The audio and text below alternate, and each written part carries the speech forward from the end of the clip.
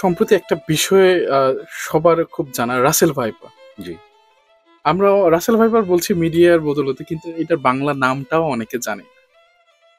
এই ব্যাপারে আপনার মন্তব্য চাচ্ছি যে আসলে এটা কেন এরকম ভীতিকর অবস্থাতে, কেন মানুষ এত রাসেল ভাইপার নিয়ে কেন এত ভীতিতে পড়ে গেল ব্যাপারে।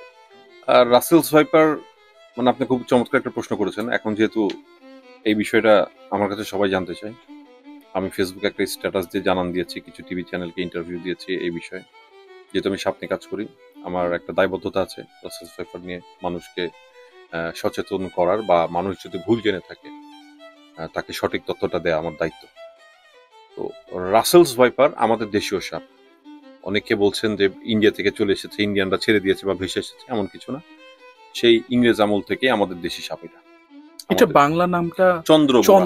চন্দ্রবোরা চন্দ্রবোরা হচ্ছে এটার বাংলা নাম। তো আগে আমরা দেখেছি রাজশাহী, চাঁপাইনবাবগঞ্জ আর আপনার নওগাঁ। তো এই যে বরেন্দ্র অঞ্চলের সাপ ছিল এটা। হয়তো কোনো কারণে এটা আরো কয়েকটা জেলায় স্প্রেড হয়ে গেছে। সেটা হতে পারে বন্যার কারণে, বন্যার পানিতে ভেসে, বা আমাদের দেশে যে একটা আপনার পানার প্রজাতি আছে, দেখবেন ওই পানা দিয়ে নদী নালা খালবিল সব নষ্ট। বিদেশ থেকে গোখাদ্য হিসাবে সম্ভবত এটা এরশাদ সরকারের আমলে ইম্পোর্ট করা হয়েছিল, সম্ভবত, আমি শিওর না, ওই সময় হওয়ার কথা। ইম্পোর্ট করা হয়েছিল গোখাদ্য তৈরি করবে, এটাতে নদী নালা খালবিল সব ভেসে মানে একদম বন্ধ হয়ে গেছে। মাছ কমে যাচ্ছে, ওখানে অক্সিজেনের অভাব। আর এই পানাগুলা বাচ্চা দেয় সরাসরি, একটার থেকে লক্ষ লক্ষ পানা কয়েক মাসে উৎপাদন হয়ে যায়। তো এই পানা নদীতেও, বড় নদীতেও আমরা দেখতে পাই।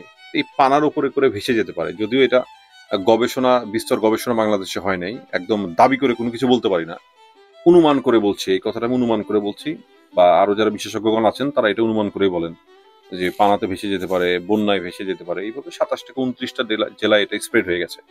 আবার অনেক সিনিয়র ব্যক্তিদের কাছ থেকে শুনি যে যে জেলাগুলোতে এখন রাসেলস ভাইপার দেখা যাচ্ছে বলে দাবি উঠেছে, সেই জেলাগুলোতে আগে থেকে রাসেলস ভাইপার সেই জেলাগুলোতে ছিল।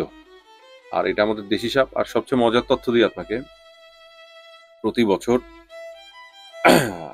রাসেলস ভাইপারের চেয়ে আরো 5-6টি সাপ আছে বাংলাদেশের, যেটা রাসেলস ভাইপারের চেয়ে অনেক বেশি বিষধর। এবং সবচেয়ে বড় কথা, সেই সাপগুলোর অধিকাংশ সাপই আমাদের বাড়ির আশেপাশে থাকে। যেমন গোখরা সাপ, আমাদের দেশে 2 প্রজাতির গোখরা সাপ আছে।